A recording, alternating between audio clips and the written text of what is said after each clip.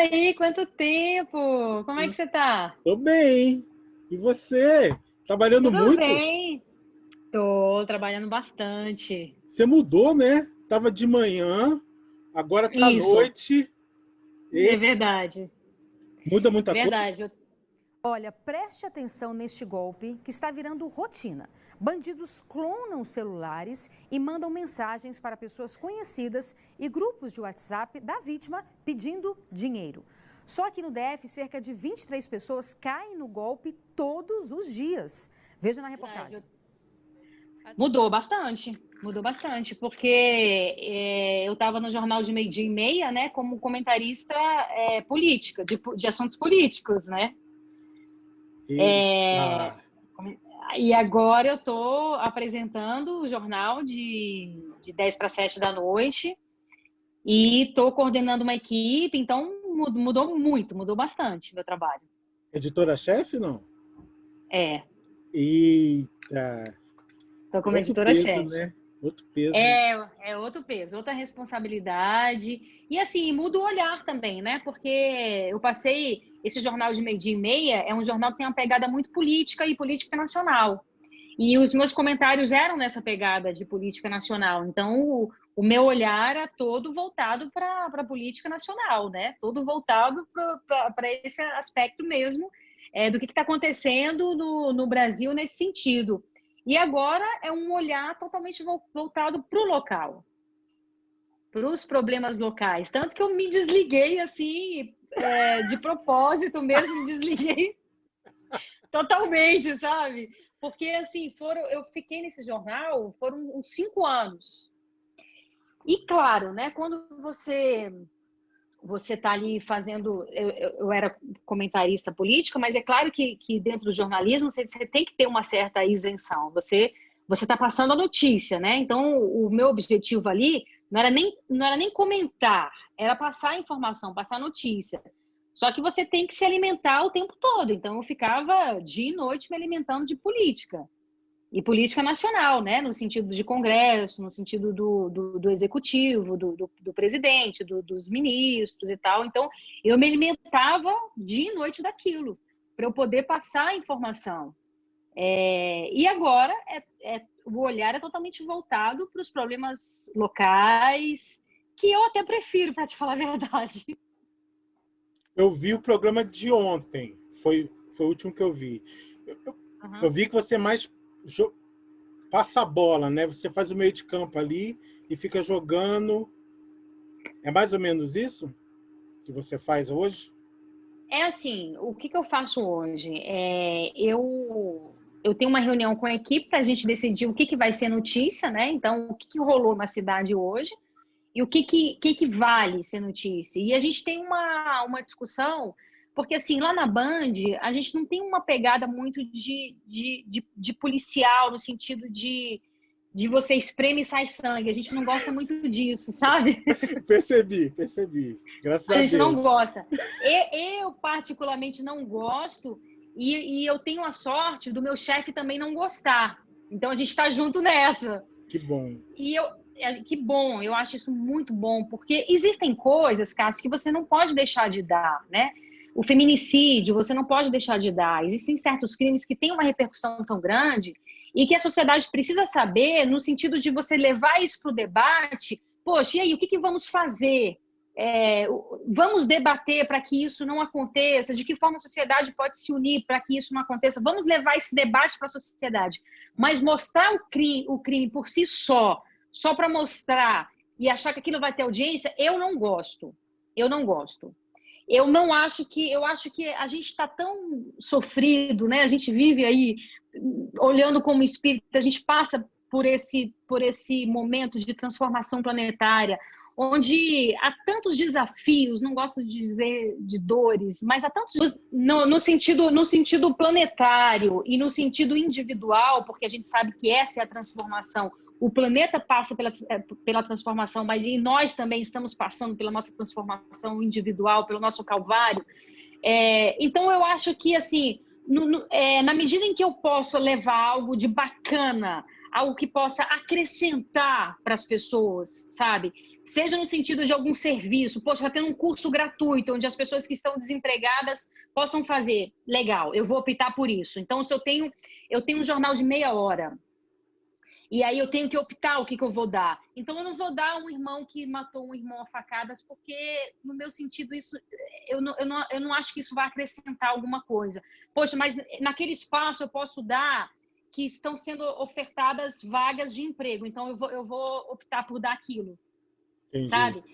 E como eu te disse, eu sou editora-chefe, mas é óbvio que tem pessoas acima de mim. Então, eu não mando na bagaça toda, né? Tem pessoas acima de mim. Mas tem pessoas que pensam como eu, que estão sintonizadas como eu. Então, ótimo, legal. Então, a gente dá o mínimo possível de criminalidade. Só coisas que realmente, puxa, não tem como não dar. Então, vamos dar. Mas qual é a pegada? A mínima possível. Então, é isso. Perfeito. E você, como chefe mulher, você vê alguma diferença?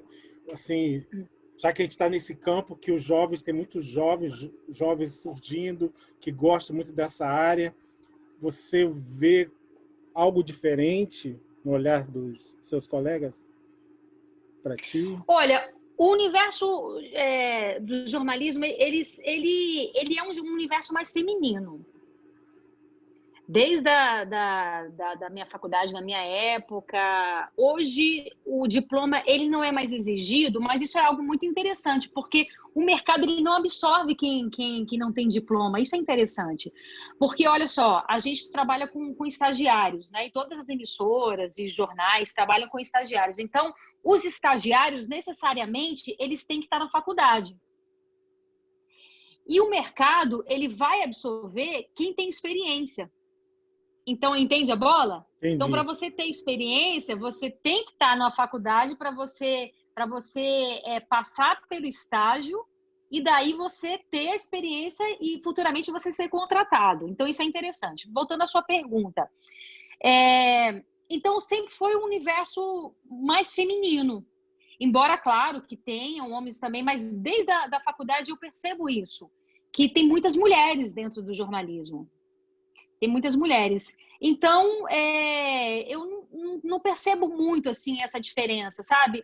E, na verdade, é engraçado isso, você me perguntar, porque Renata, Renata, vou te dar aqui um exemplo. Pegando o exemplo de mulheres, homens. Renata, você, sei lá, não sei se isso é bacana ou ruim o que eu vou te dizer agora. Renata, você tem quantos negros, tem quantos brancos? Eu vou te falar assim, eu não sei, porque assim, o meu olhar é muito assim, para pessoas, sabe? Então, assim, você já trabalhou com quantas mulheres, com quantos homens? Eu não sei, porque assim, eu não faço muito essa distinção na minha cabeça. Entendi. Sabe? Eu não tenho muito essa distinção, assim. São pessoas que estão ali trabalhando. Hoje, coincidentemente, eu tenho 2 estagiários homens, mas eu me recordo que há dos universos, assim, 2 produtores homens, mas há um universo feminino muito grande das pessoas que já passaram. Então, tem muito mais mulheres do que homens na profissão. Olha só. E você fez faculdade aonde? Eu me formei no Uniceub. Uniceub? E a televisão já era sua ambição ou só foi levada a isso? Engraçado, eu fui levada a isso. Eu me lembro que na faculdade eu tremia quando eu tinha que fazer as aulas, as coisas de televisão.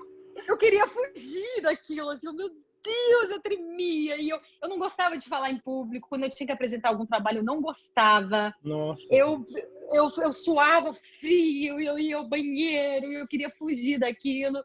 E a vida foi me levando, sabe? A vida foi me levando. Aí surgiu uma oportunidade de vaga na Rádio Nacional. Olha. Aí eu fiz um teste lá, que eu lembro que surgia uma vaga. Ali aí, debaixo da torre? Não era debaixo da torre, era na 502. Ah, sei. Tinha uma sede ali debaixo da torre, mas a Rádio Nacional ficava ali na 502, que depois saiu. Isso. Aí eu fiz um teste lá, e aí eu lembro que o chefe gostou da minha voz e tal, e aí eu fiquei com a vaga. E aí, lá, quando eu estava na rádio, eu adoro rádio. Sério? Sou apaixonada por rádio. Amo rádio. Amo rádio também. E aí, eu fiz esse teste na rádio, passei. E lá tinha a TV Nacional, que nem existe mais, agora é EBC, tudo é EBC, né? É, EBC. Aí me falaram, Renata, estamos fazendo um teste para a TV Nacional, você topa? E eu, ai meu Deus, eu acho que eu vou, por quê? Porque eu queria ter experiências em várias áreas. Lógico. Várias áreas, e era a mesma empresa. Aí eu peguei, fiz o teste tremendo e tal, aí passei no teste da TV também. E olha que interessante, antes de eu me formar, eu fui contratada pela TV Nacional. E a TV Nacional, Cassius, foi uma experiência muito legal para mim, porque eu comecei a fazer cobertura de Congresso Nacional, que me deu uma experiência absurda, e comecei a fazer cobertura de Palácio do Planalto. Então, eu não vou falar que é a minha idade, tá? Mas eu comecei... Eu não ia pedir isso, não. Coçou, mas não vou pedir, não. Não, mas que besteira esse negócio de nós mulheres, né? Que besteira esse negócio, a gente não queria falar a idade. Mas olha, eu comecei muito nova, e quando na minha vida, que como estagiária, eu era estagiária, não era formada, imagine você que eu comecei a fazer viagem internacional com o Fernando Henrique Cardoso. Meu Deus, que legal. Aonde que eu teria essa oportunidade? Nunca. Nunca. Entendeu? Então a empresa confiou em mim, a empresa acreditou em mim, apostou em mim. Apostou mesmo. Sabe? Porque assim, você fazer uma viagem internacional com o presidente não é brincadeira. Verdade. Não é brincadeira. E para quem não tem experiência e tal, e eu tive sorte de encontrar chefes assim que acreditaram no meu trabalho, sabe? E puxa, eu realmente assim, quando eu acredito numa coisa e quando eu me proponho a fazer uma coisa, eu de fato eu me embarco naquilo, sabe? Eu me dou 100% daquilo.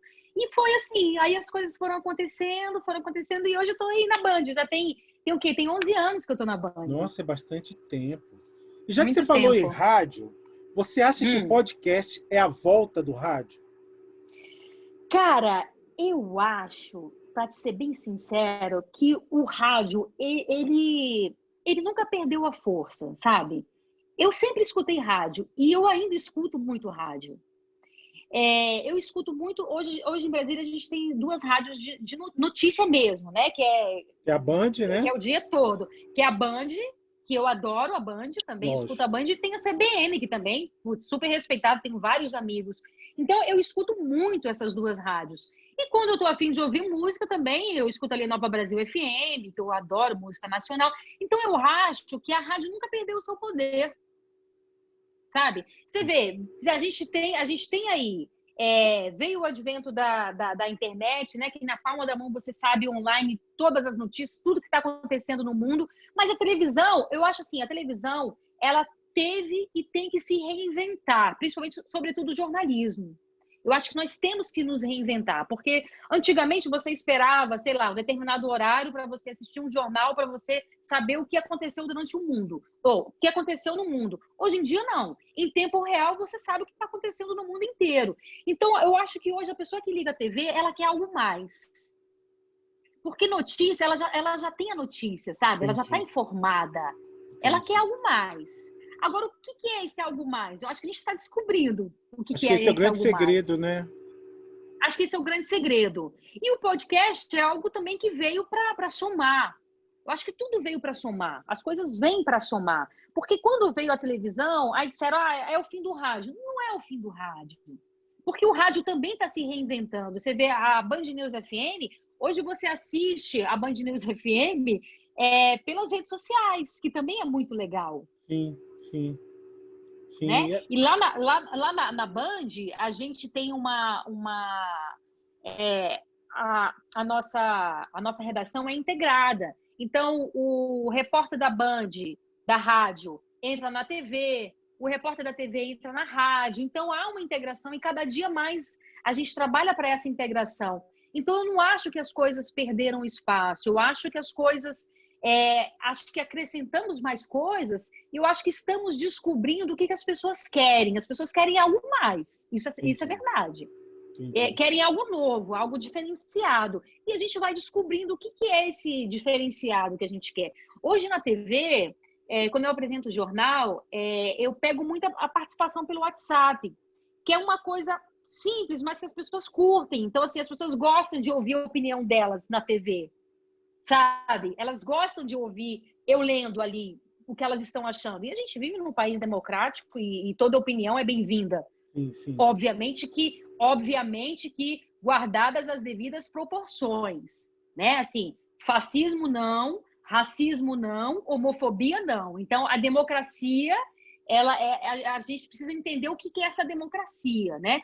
O meu espaço, o meu direito de intervir, de falar, ele vai até onde há o seu direito, né? Até onde o respeito ao outro.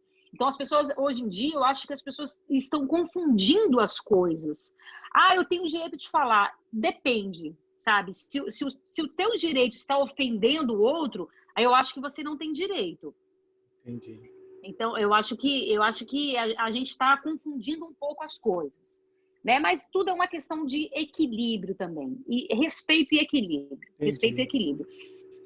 Então é isso, essa participação, as pessoas participando. Eu acho que isso faz parte desse universo, desse mundo globalizado. E como que a doutrina espírita entrou na sua vida?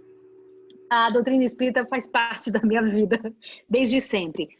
Cássio, eu venho de uma terceira geração de espíritas. O nome do meu pai, sabe qual é? Denizar. Eita, que legal! O nome do meu pai é Denizar. O nome do meu irmão também é Denizar. Então, o meu avô, o pai do meu pai, o nome dele é Messias. Ele nasceu no interior do interior da Bahia, uma cidadezinha que chama Ibititá, no sertão da Bahia. Olha. E olha que interessante, meu avô, ele nasceu lá, acho que em 1912, eu acho. Então, eu arriscaria dizer que na década de 40, talvez, ou na década de 30, é muito interessante isso. Eu tenho até um plano de fazer um livro, porque meu avô, ele escreveu essas manifestações mediúnicas que começaram a pipocar no interior da Bahia. Olha. Umas coisas que você não acredita. E ele tem tudo isso escrito no caderninho dele. Eu sonho em escrever esse livro. Eu até fiz esse... Eu falei para meu pai que eu ia fazer esse livro, até hoje eu não consegui fazer. Prometi a ele e não consegui fazer. Ele tem cada história de manifestações mediúnicas que você fala assim, meu Deus, que coisa incrível. E aí ele despertou para a doutrina espírita. Aí ele começou, imagina, no interior da Bahia, no sertão da Bahia. E ele começou viu na prática o que eram essas manifestações mediúnicas e fundou um centro espírita com vários médiuns lá no interior da Bahia. Nossa, qual o nome? E aí ele conseguiu... Tá aí. Eu vou fazer essa pesquisa. Meu pai não lembra, porque eu acho que não tinha nome. Eita! Eu acho que não tinha nome. Que legal. E aí ele começou a receber uns livros do Chico, livros de Emmanuel, e aí fui conhecendo a doutrina, ou seja, meu avô, meu pai, então eu já tive esse privilégio de nascer na doutrina espírita, mas é claro que, assim, diferente de time de futebol, né? Onde às vezes muita coisa é imposta. O pai é flamenguista, você é flamenguista, nem sabe por quê. Eu cresci, fui lendo muito, lá para os meus 13 anos, 14 anos, comecei a ler muito sobre a doutrina, me identifiquei 100% da doutrina espírita. Eu digo a você, Cássio, que se não fosse a doutrina, eu arriscaria dizer que talvez eu nem acreditaria em Deus, sabe? Porque tudo faz tão sentido para mim, assim, a questão da reencarnação, a questão da justiça divina, de você ver as desigualdades sociais, tantas dores, tantos sofrimentos, e a doutrina espírita te trazer com tanta lógica, com tanto amor, com tanta razão, o porquê de tudo isso, e te dá um motivo para você não se rebelar, de você aceitar com tranquilidade, sabe? Com amor e compreender que tudo isso faz parte do amor de Deus. E você aceitar e compreender isso no fundo do seu coração, isso te traz uma paz e uma tranquilidade que eu respeito todas as outras religiões, porque o Espiritismo nos ensina a respeitar todas as outras religiões. Mas eu me encontro dentro da doutrina espírita, sabe? Eu me encaixo dentro da doutrina espírita. A doutrina espírita é o meu lar, é onde eu encontro a minha paz. Oh, bacana. E você nasceu aonde? Nasceu lá na Bahia ou nasceu aqui? Eu nasci aqui em Brasília. E você tem um irmão que também é palestrante, não é? Uhum. Eu tenho um irmão que também é palestrante. Nós somos quatro irmãos. Tem o mais velho, que é o Ricardo. Aí tem o do meio, que eu te falei, que é o Denizar, que é o Denizar Júnior.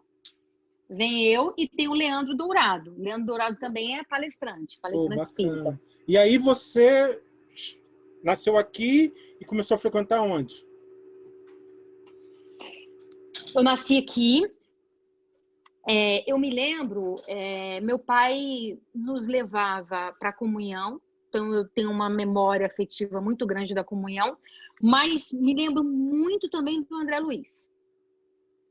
A gente fazia evangelização no André Luiz. O meu irmão Leandro, ele é trabalhador do André Luiz até hoje.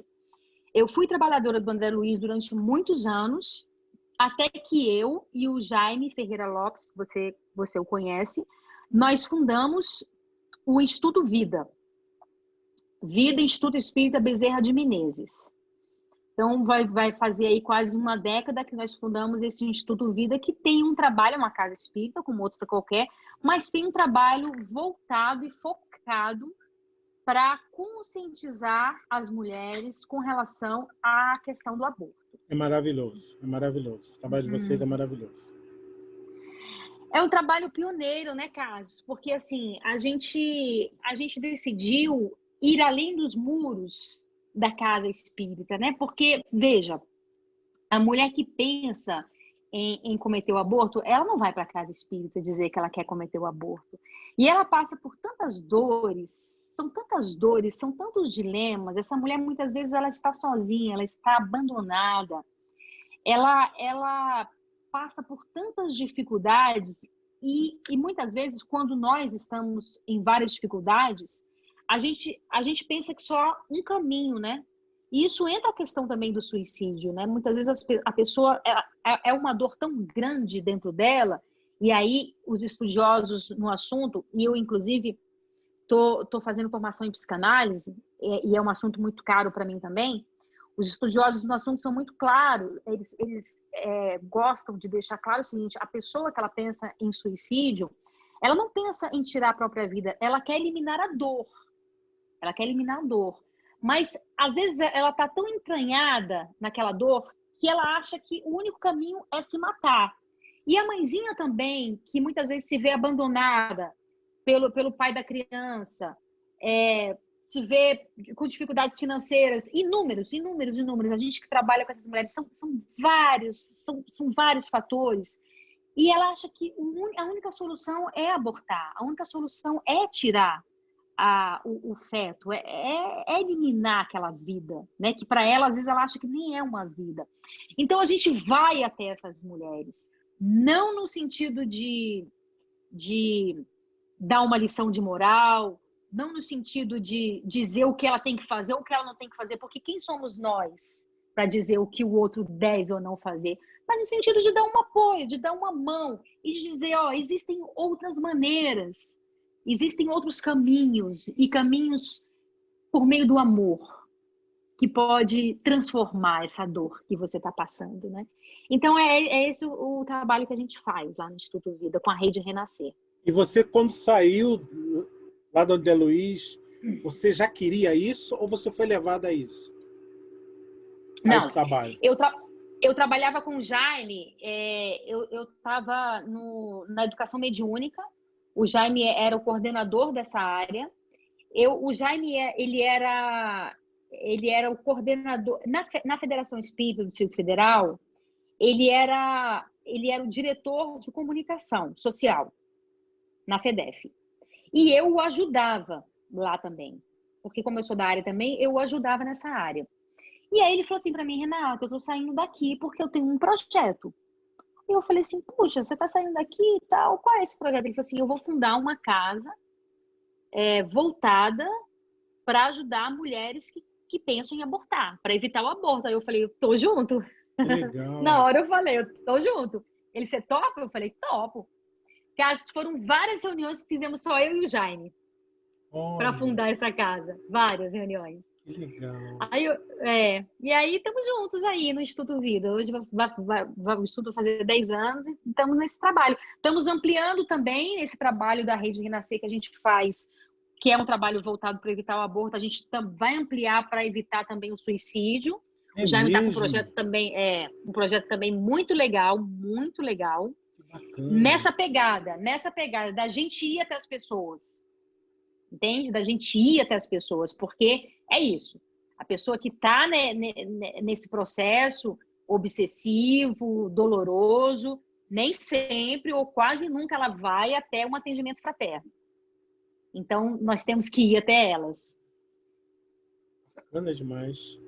E, assim, deixa eu fazer uma pergunta que me incomoda.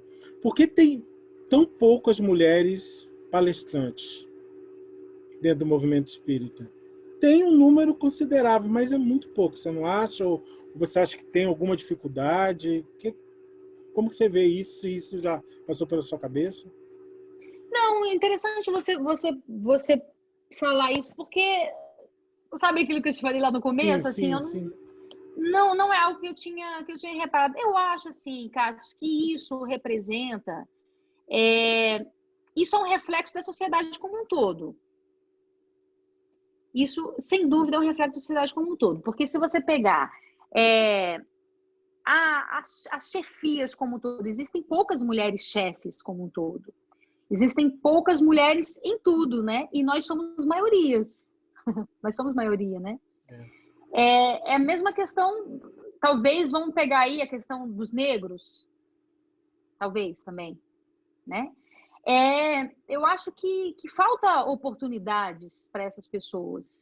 Falta oportunidade para as mulheres, falta oportunidade para os negros, porque capacidade nós temos, todos nós temos capacidade, né? Então, a mulher, ela tem ainda... Existe uma sociedade que ainda é machista, a gente não pode negar. Existe ainda a dupla jornada, que a gente também não pode negar. Então, as coisas para as mulheres, muitas vezes, são mais complicadas, porque hoje os homens estão muito mais participativos, sem dúvida nenhuma, dentro do lar, eu falo. Mas ainda é pequena essa participação como um todo. Você ainda percebe que a dupla jornada para a mulher ainda é maior, que as oportunidades para as mulheres ainda são menores. Imagine você que a mulher exercendo o mesmo cargo que o homem, as mulheres ainda ganham menos que os homens. Qual a explicação para isso? Então, não tem explicação. Então, isso, eu acredito que seja ainda o reflexo do que a gente vê na nossa sociedade como um todo. As mulheres estão conquistando o seu espaço ainda, mas ainda há muito o que galgar. Ainda há muito o que se fazer, no sentido de autoconfiança, no sentido de acreditarmos em nós mesmas, no sentido de sermos menos cobradas, porque, Cássio, é interessante isso. Eu fui para a Band, eu já trabalhava, né? Como eu te disse aqui, eu trabalho desde cedo. Mas eu fui para a Band, meu filho tinha 4 meses de idade, né? Então, e é isso que acontece, porque a licença maternidade no Brasil é de 4 meses. Só que tem mulheres que optam por sair do mercado de trabalho porque ou não tem com quem deixarem os filhos, ou porque não querem deixar os filhos com outras pessoas, né? Eu tive a sorte eu contratei uma pessoa que era eu brinco que era meu braço direito, meu braço esquerdo, minha perna direita, minha perna esquerda, né? Que era a babá do meu filho. Eu tive 2 babás que foram maravilhosas, mas eu me joguei, eu me arrisquei, mas nem todas as mulheres sentem segurança em deixar, sabe? Então você tem que pensar em toda uma estrutura. Por exemplo, 4 meses de licença maternidade é muito pouco, é um bebezinho que ainda estava amamentando. Então, tem mulheres que saem do mercado de trabalho e não voltam mais, porque depois elas têm dificuldade de entrar no mercado de trabalho. Então, veja, você trouxe a questão da palestrante mulher, que são poucas, mas é porque a gente tem que pensar na questão mais macro. E aí tem mulheres que não se sentem mais seguras de irem para o mercado de trabalho. Então tem mulheres que não se sentem seguras de darem, não só de darem uma palestra, mas muitas vezes de guiarem a própria vida. Bacana. Sabe? Não, você explicou bem agora. Estamos aqui conversando, porque eu também nunca tinha parado para pensar. Nós dois estamos aqui no papo filosófico e a gente está conversando sobre isso, né? Então, assim, há muito o que se fazer, né? Há muito o que se fazer. O Thor, que é seu filho, né? Thor, não é Thor? É Thor. Quando ele surgiu na sua vida, o que mudou? Cara, parece clichê, né? Falar, mas mudou tudo. Mudou tudo mesmo, porque assim, sabe aquilo que falam que o amor que mais se aproxima de Deus é o amor de mãe? É isso. É isso. Eu tenho amigas que falam assim para mim, eu não penso em ter filho, não quero ter filho. E ok, eu acho que assim, as mulheres, as pessoas, elas precisam ser respeitadas no que elas querem, sabe? Eu acredito muito nisso, na liberdade das pessoas. E a doutrina nos ensina isso, né, Cássio? O livre-arbítrio. Poxa, se Deus respeita o meu livre-arbítrio, meu Deus, quem sou eu para não respeitar o livre-arbítrio do outro? Quem sou eu para querer impor o outro o que é melhor, o que o outro deve fazer? Eu não tenho esse direito, eu não tenho essa capacidade. Mas voltando para isso, eu tenho alguns amigos que falam assim, eu particularmente, eu nunca pensava em ter filho, não fazia parte dos meus planos ter filho. Eu não era aquela mulher assim, porque tem mulher que fala, né? Não, eu sonho ter filho, eu quero ter filho. Legal, eu nunca planejava, nunca sonhava. Veio, por acaso, né? Que o acaso a gente sabe que não existe, principalmente quando se trata de filho. Mas você aprende que você não é o centro da sua vida, né? Então, um olhar, quando você é mãe, quando você é pai, e eu tenho um exemplo aqui que é o meu marido, que é pai de verdade também, né? Não é o pai do meu filho, mas é pai de uma outra criança também. Mas você aprende que você não é o centro da sua vida, sabe? Então, isso é verdade. Se você tiver um prato de comida, você fica sem comer para dar para o seu filho. Então, sabe esse amor que Jesus nos ensinou de tirar do que é seu para dar para o outro? Então, você aprende assim, se tiver uma coberta, um cobertor, eu tiro de mim para dar para o meu filho. E eu acredito não. É esse amor que a gente vai aprendendo ao longo das reencarnações, né? Nesse laço de irmandade. Então, hoje eu toro meu filho, talvez amanhã o Cassius pode ser o meu filho, né? Talvez amanhã, sei lá, outras pessoas vão sendo meu filho e a gente vai ampliando, sabe? Esse laço fraternal, esse laço de amor, porque o amor que eu construí hoje com o Thor é um amor que vai durar o resto da eternidade, né? E a gente vai construindo esses laços e a gente vai aprendendo o que é amar, que é esse amor que Jesus nos ensina, que é você fazer pro próximo aquilo que você gostaria que fizesse para você. E às vezes até mais, sabe? Você fica com sede para que seu filho não sinta sede. Você passa fome para que seu filho não passe fome. Então você aprende o que é o amor verdadeiro, o amor sem você exigir nada, porque esse é o amor. A gente confunde tanto amor, né? A gente fala tanto de amor e a gente não sabe o que é o amor. O amor é isso, é você amar sem exigir nada em troca. Eu amo por amar. E o que o amor me nutre, o amor que eu sinto me nutre. Então, voltando à sua pergunta, o que mudou? Mudou tudo, cara. Mudou tudo. E muda mais, porque assim, quando você olha uma criança da idade do seu filho, você tem uma empatia, sabe? Quando você começa a olhar crianças, você começa a ter empatias também, você começa a ter um outro olhar. Então, é muito lindo, assim, a forma que Deus criou esses laços fraternais, sabe? O laço da família, esse amor que vai nos unindo, assim, quando você para pensar de uma forma filosófica como é construído tudo isso e como isso vai parar, onde isso vai parar? Isso vai parar no amor fraternal, no amor universal. Isso é muito legal.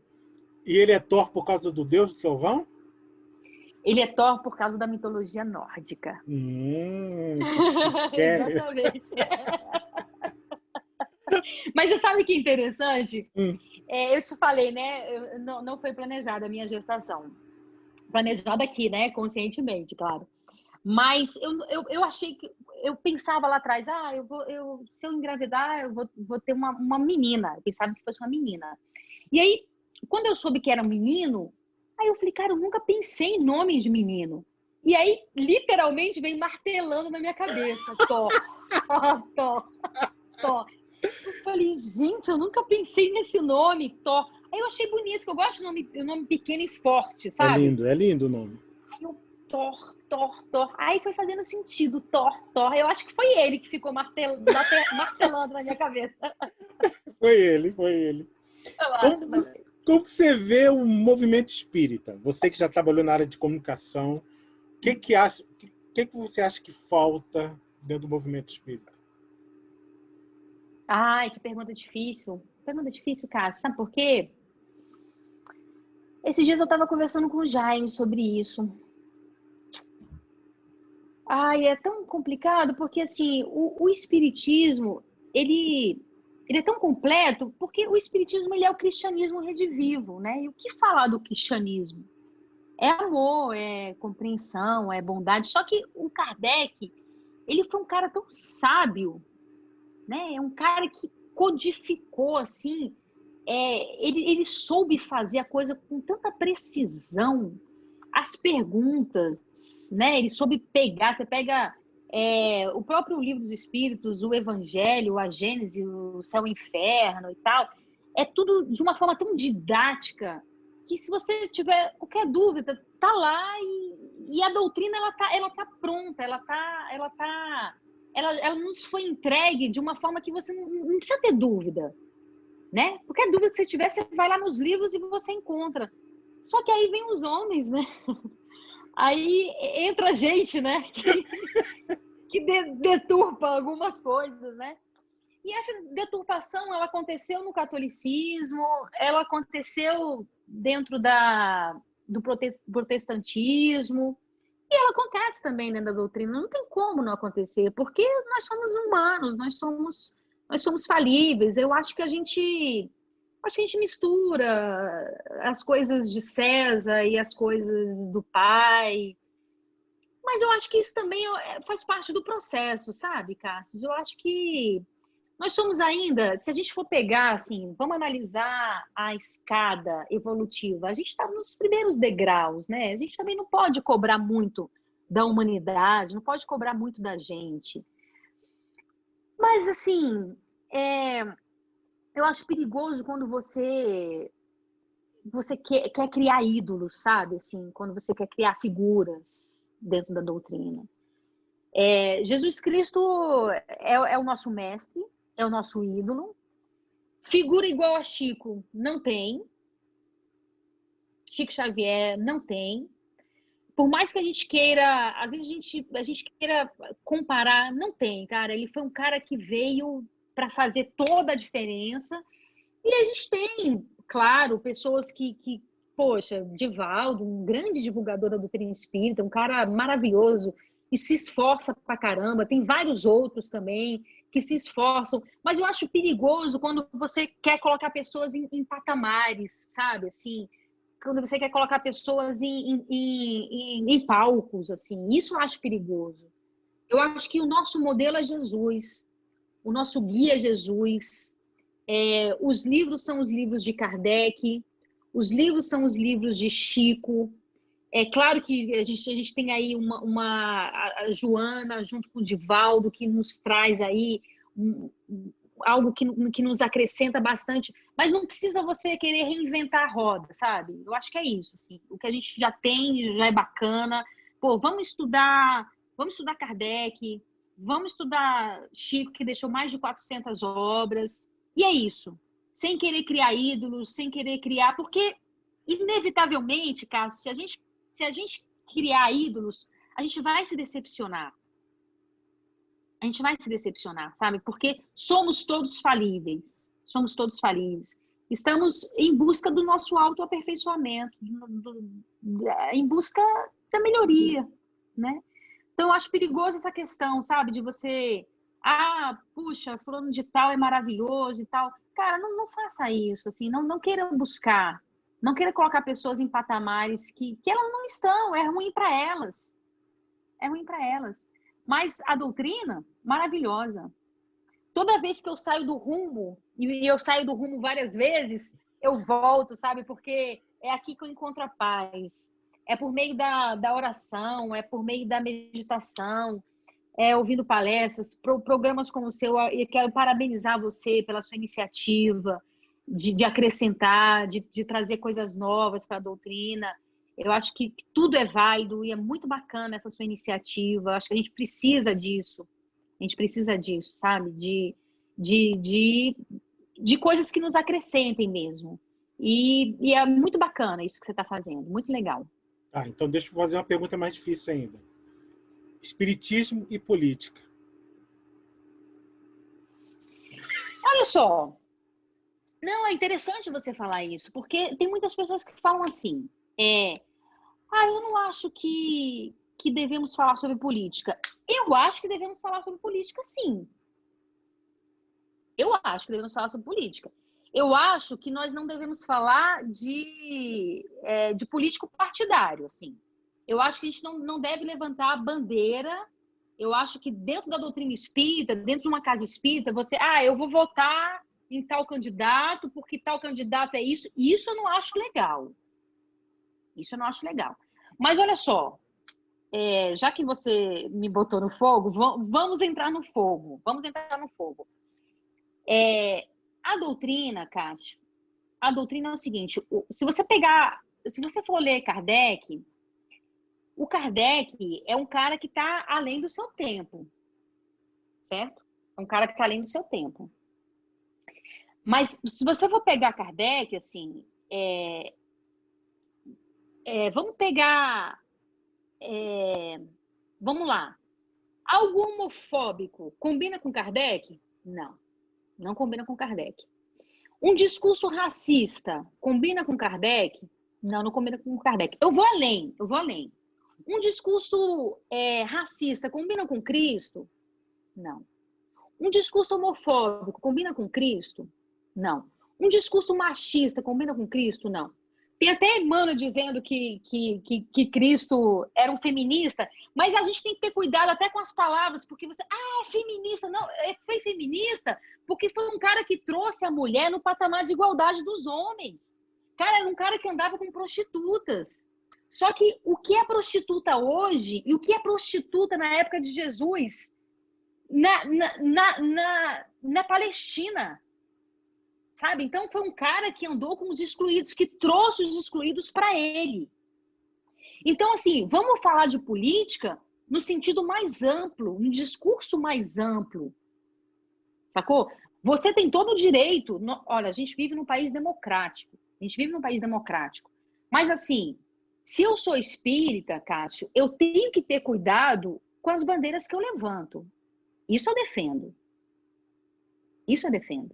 Sabe? Então, assim, se eu sou cristã, eu vou até mais além. Se eu sou cristã, eu não posso defender um discurso homofóbico. Eu não posso, porque eu estou sendo incoerente com o que o Cristo pregou. Eu estou sendo incoerente com a doutrina espírita. Se eu sou espírita, eu não posso ser racista. Eu não posso defender um discurso racista. Então, eu escolho o que eu quero ser. Então, eu acho que esse debate político a gente tem que trazer. Não chegar na casa espírita defendendo nome de político A ou B, mas trazer esse discurso, esse debate mais amplo, sabe? Um debate democrático, porque temos que defender a democracia. Porque a democracia é o meu direito de me expressar, o seu direito de se expressar. E isso está acima de tudo. Então, quando você fala de política e espiritismo, eu acho que sim. A gente tem que falar sobre política, mas nesse debate mais amplo. Porque as pessoas elas precisam compreender o que é política. O que é você ir lá na urna e votar. A importância do seu voto. E quais as consequências que isso trará, não só para você, mas para a sociedade como um todo. Então, eu acho que sim. Eu acho que a gente precisa falar sobre política, sim. A gente precisa ampliar o olhar sobre política, porque o meu voto, ele vai trazer consequências para toda a sociedade. Nossa, perfeito. Adorei. E a psicanálise? Como que foi entrar na vida dessa jornalista psicanálise? O que aconteceu? Já está preparando para sair? Como é que é a história? Não, menina, a psicanálise é apaixonante, é apaixonante. Olha só, quando eu tinha lá para os meus, sei lá, 16, 17 anos, quando me perguntavam assim, o que você vai querer fazer? Eu sempre falava, eu quero fazer psicologia. Quero fazer psicologia, então eu sempre quis fazer psicologia, porque eu sempre amei esse universo da psique humana. Sempre amei. E eu sempre li muito, assim, sobre Joana, sabe? Sempre gostei de me aprofundar. Só que aí, debatendo com minha família e tal, aquela velha conversa, assim, mas psicologia não dá dinheiro. O que é uma besteira, né, cara? É besteira. É besteira, né? É besteira. Porque, assim, não tem profissão que não dá dinheiro, né? Se você se dá bem na sua profissão, você vai se dar bem em todos os sentidos, inclusive financeiramente falando, né? E aí conversaram comigo, não, porque eu acho que você devia escolher outra profissão e tal. Aí fiz jornalismo, não me arrependo de ter feito jornalismo. Só que eu sempre, a psicologia, enfim, esse universo da psique, da alma humana, a gente, no próprio espiritismo, a gente estuda muito isso, né? A gente estuda muito isso também. E eu sempre gostei muito desse universo, sempre gostei muito desse universo. Sempre fiz terapia, eu acho que todo mundo na vida tem que fazer terapia. Eu levanto essa bandeira, todo mundo tem que fazer terapia. O meu filho faz terapia desde os 4 anos de idade. Nossa, gente, já botou o menino, ó. Não, coloco. Eu acho que todo mundo tem que fazer terapia, sério. Essa é a bandeira que eu levanto. E aí eu pensei, meu Deus, eu vou voltar para a faculdade, né? Vou ter que voltar para a faculdade, porque psicologia são 5 anos, né? Eu comecei a fazer alguns cursos paralelos e tal, e aí fui me aprofundando sobre o tema, e aí vi a psicanálise. A psicanálise ela é uma pós-graduação, que é uma outra pegada, bem diferente de psicologia. Mas tem essa pegada do inconsciente, que trabalha isso, né? Trabalha essa coisa da psique humana. Aí eu comecei a ler sobre isso, aí me aprofundei, aí me matriculei, tô fazendo aí a pós-graduação. Mas é apaixonante, cara, apaixonante. Muito bacana. Que legal. Freud explica. Qual livro de Joana você mais gosta? O Homem Integral. É lindo, né? Gosto muito do Homem É a Integral. primeira, né, que ele vai mais... Ela vai mais certeira ali, que ela vem Jesus Atualidade, depois assim, agora vamos começar, galera. Vamos. Agora vamos dificultar um pouquinho aqui o negócio. Meu amor, a gente está acabando, mas antes de acabar, a gente tem um pinga-fogo, relembrando o Chico que você falou aí, você gosta tanto do Chico. Eu amo, sou apaixonada. Quem não é, né? Eu ia fazer essa pergunta, mas eu tá meio induzido. Tirando o Chico, qual figura espírita você mais admira? Chico. Não tem como. Não tem como? Ele é a minha paixão. Ele é a minha paixão. Por quê? Por quê? Cara, olha, toda vez que eu falo dele, você acredita que eu me emociono? Sério? Você conheceu? Porque assim... Não, eu não conheci. Não conheci, mas eu tive lá depois. Eu tive visitando o quartinho dele. Chorei horrores. Tive com meu marido lá. Sério? Chorei horrores. Meu marido teve que trazer quilos e quilos de lenço para mim, porque quase que eu desidratei. Eu entrei no quarto dele, quase que eu desidratei. Porque, cara, ele toca profundamente a minha alma. É uma simplicidade, sabe? É uma simplicidade, mas é uma sabedoria tão grande, é um amor tão grande. E não tem como eu fugir dele. Eu falo dele, eu tenho vontade de chorar. Acho que se eu conhecesse ele, eu ia desmaiar. Sei como é um amor, eu amo o Chico. Você tem mediunidade ostensiva? Tenho. O quê? Psicofonia. Tá explicado. Toddy ou Nescau? Nescau.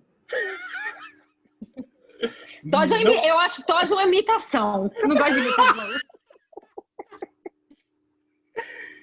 Qual livro espírita você mais gosta? A Boa Nova. Boa legal. Nova. Por quê? É lindo. Por quê? Porque Boa Nova, ele traz histórias que se aprofundam. Por exemplo, você já leu a história de Maria Magdala? É maravilhoso. É lindo. E aonde você tem aquelas informações? Então, ele traz informações, detalhes. Humberto de Campos era jornalista, né? Então, ele traz detalhes da vida, de personalidades da Bíblia, que você não vê em lugar nenhum. E ele traz cada diálogo de Jesus, é outro livro que eu leio e eu choro horrores também. Eu amo aquele livro. De Humberto de Campos, desculpa os outros, mas Boa Nova é o mais bonito. Biscoito ou bolacha? Qual a diferença? Pediram para fazer essa pergunta. Tem guerras homéricas no Brasil. Não, meu filho quer me explicar qual é a diferença de biscoito e bolacha, mas eu fico com biscoito. Cite uma virtude que lhe caracteriza.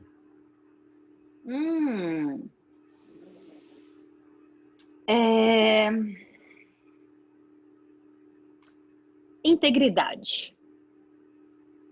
Nossa, poderoso isso aí. Você já leu todas as obras básicas? Não. Tem vontade de ler? Qual falta? Qual é a próxima? Eu tô lendo agora a Gênese. Estudando, na verdade, né? Porque ler é uma coisa, né? Estudar é outra. Estou estudando a Gênese. A próxima vai ser O Céu e o Inferno. Já botou na linha de frente. Bacana. Já dormiu em alguma palestra? Yes. Não precisa dizer nunca, de quem. Né? Quem nunca? Não precisa falar de quem. Não precisa falar de quem. Já chorou em alguma palestra? Várias vezes. A última qual foi? Várias vezes. Minha mesma. Sério? Você chora nas suas palestras? Gente! Qual era o tema? Contando história de quem? Maria Magdala? Do Chico. Do Chico. Eita. Contando uma historinha dele. Qual era a história? Dá tempo? Dá. Depois se você quiser, a gente fica até meia-noite. Mas o negócio com seu marido aí, seu filho, se eles não forem brigar comigo, eu tô aqui, tá ligado. Pode contar a história agora, pelo amor de Deus. A história é a seguinte. Vou contar, vou ser sucinta aqui. E se chorar, fica mais bonito. Tá me induzindo. Não, brincadeira. Vai lá. Vai. Não vou chorar, não, agora eu tô preparada. É o seguinte, essa palestra que eu preparei foi uma palestra sobre as parábolas de amor. Que eu pego algumas parábolas de Jesus e eu me aprofundo sobre elas. Trago traços históricos, né? E tento me aprofundar, trazer para a atualidade. O que Jesus quis dizer, né? Com aquelas parábolas. E aí eu termino, em algumas dá tempo de eu terminar, contando uma história o seguinte, que tinha uma mãezinha do interior do Nordeste, que o filho dela se suicidou. E ela não era espírita, mas ela conhecia algumas coisas da doutrina espírita. Mas ela sabia que as pessoas que se suicidam transgridem uma lei de Deus e não vão para um lugar bom. E ela demorou assim uns 2 anos para ir procurar o Chico. Porque ela falava assim, puxa, mas meu filho, eu vou procurar o Chico, mas eu sei que meu filho não está no lugar bom e tal.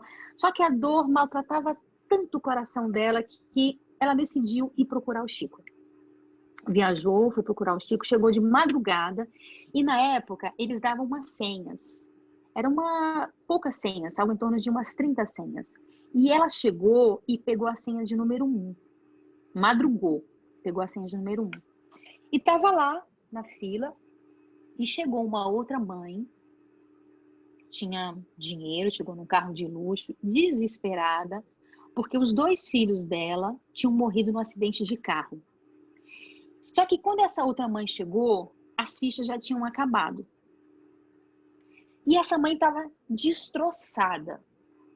E essa mãezinha que pegou a ficha de número 1, olhou para aquela mãe e pensou assim, puxa vida, meu filho se foi.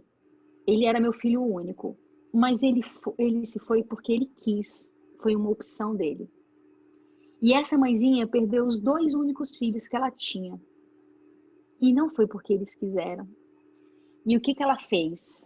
No auge do amor dela, ela pegou a ficha dela e deu para aquela mãezinha. E foi para o quarto de hotel. Foi para o quarto de hotel e esqueceu. Esqueceu, sabia que não ia falar com o Chico, sabia que não ia mais ver ninguém. Só que quando foi de madrugada, bateram na porta do quarto dela. E falam assim para ela, dona fulana de tal, e ela acordou. Ela falou assim, pois não. Ela falou assim, falaram assim para ela, o Chico quer ver a senhora. Aí ela falou assim, não, mas deve ter algum engano. Eu tinha uma ficha para falar com o Chico, mas eu dei a minha ficha. Aí falaram assim, mas o nome da senhora não é fulano de tal? Ela falou assim, sim, o Chico quer falar com a senhora. E aí ela foi acompanhando essa pessoa, que foi lá no hotel. Quando ela entra no centro espírita da prece, o Chico está lendo a carta do filho dela. E ele fala, mãezinha querida, me perdoa pelo que eu fiz. Não era para eu estar aqui agora, falando com a senhora. Mas, no exato momento em que a senhora entregou aquela ficha para outra mãe, em que a senhora demonstrou o amor imenso que a senhora tinha no seu coração, Emmanuel, o mentor de Chico Xavier, foi até onde eu estava, nas profundezas de onde eu me encontrava, me buscar, para trazer-me aqui, para que eu pudesse ver a senhora e trazer essa carta para a senhora. Então, o seu amor, mãe, me salvou. E aí ele escreve uma carta para ela. Nossa, que lindo, Renata. Não conhecia essa história. Pois é. Nossa, que lindo. É muito linda essa história. A mediunidade do Chico era uma coisa fenomenal, né? Não dá pra gente não amar, né, velho? Não dá. Não tem como, Não tem como. não amar. Doce ou salgado? Salgado. Essas mulheres querem manter o corpo assim, esbeltos. Para você, é mais fácil compreender o outro ou a si mesmo? Cássio, os dois são muito difíceis, porque eu acredito que na medida em que você começa a se compreender, você também compreende o outro e vice-versa. Então, eu avalio que a dificuldade é exatamente a mesma. O que te leva adiante? As certezas ou as dúvidas? As minhas dúvidas. Afinal, o que são as certezas?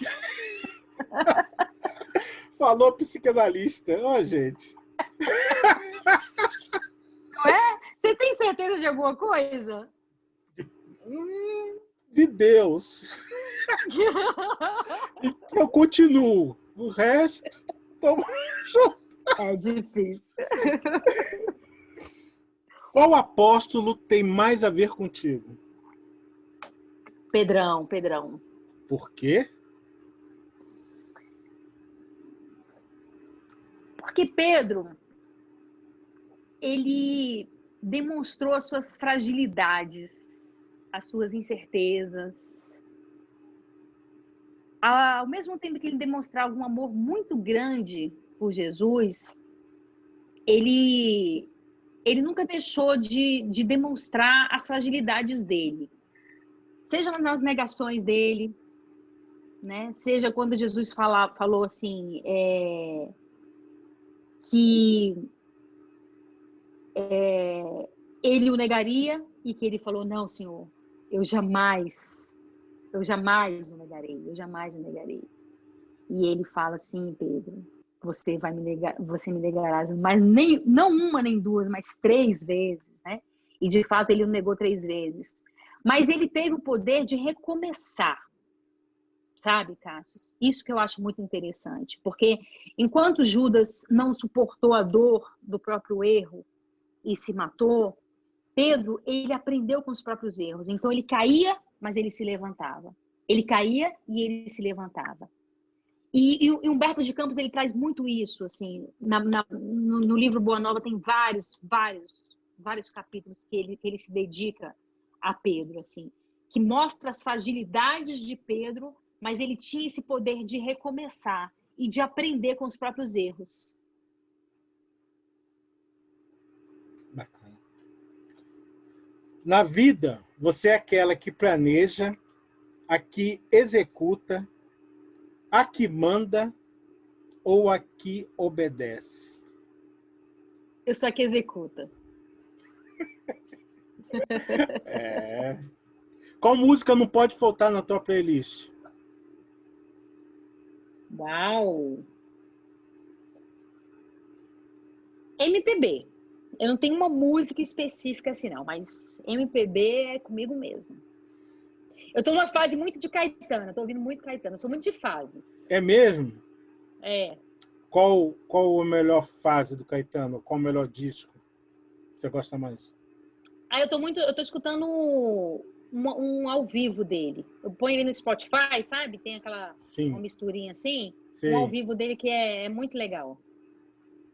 Acústico, Trilhos não? urbanos.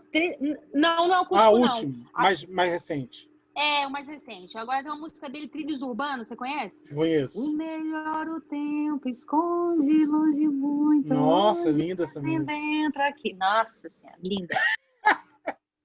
Já entrevistou ele? Falando nisso? Não. Nunca tive a honra. Mas vai, né? Espero. Por que a doutrina espírita é tão importante na vida das pessoas? Porque a doutrina espírita nos dá respostas com base na razão. Então, não é nada impositivo. Você lê, você compreende, você assimila e você aceita.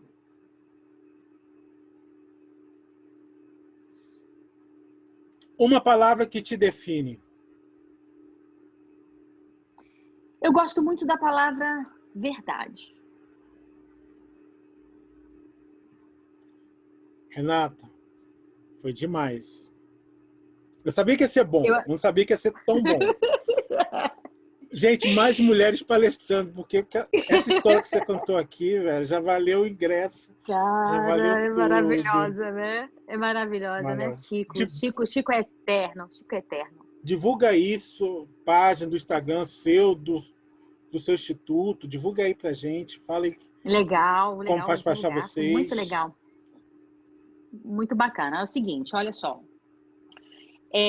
Eu estou no Instagram, né, como Renata Dourado. Tem o Instagram também do Instituto Vida, que é Vida Instituto Espírita, se eu não me engano é isso. Desculpa se eu estiver errado. Instituto Espírita, Vida Instituto Espírita, é isso mesmo. Tem no Instagram, tem no Facebook. E é isso. Todos os sábados nós temos palestras no Instituto Vida, palestras pelo YouTube. As palestras começam às 18h30 e aí com essa pandemia a gente está com palestras virtuais todos os sábados. E é isso, eu estou lá na Band de segunda a sexta, às 6:50 da noite. E tem também o programa de entrevista, que é o Band de Entrevista, aos sábados, às 6:50 da noite também. Olha. E adorei estar aqui com você. Adorei o seu programa, muito legal. Parabéns por essa iniciativa. divulgar a doutrina espírita é sempre muito importante, né, Cássio? Porque a gente sabe que é uma doutrina que consola, que esclarece e que consola. E mais do que nunca, nós precisamos desse consolo. Então, parabéns pela sua iniciativa e conte comigo sempre que precisar. Não fala isso não, porque eu já assinei o contrato aqui, tá? Opa! A gente faz a segunda e faz outras coisas ainda, mas você gosta de rádio? Faremos. Que delícia. Faremos, Nossa, estaremos juntos. obrigado pelo seu trabalho, obrigado por tudo. Tamo junto, precisar de qualquer coisa, estamos aí. E um abraço querido. no maridão, nos filhos. Abraço a todos. Obrigada. Muito obrigada. Foi um prazer estar com você, viu? Eu que agradeço. Beijo. Beijão. Tchau, tchau. Valeu. Tchau.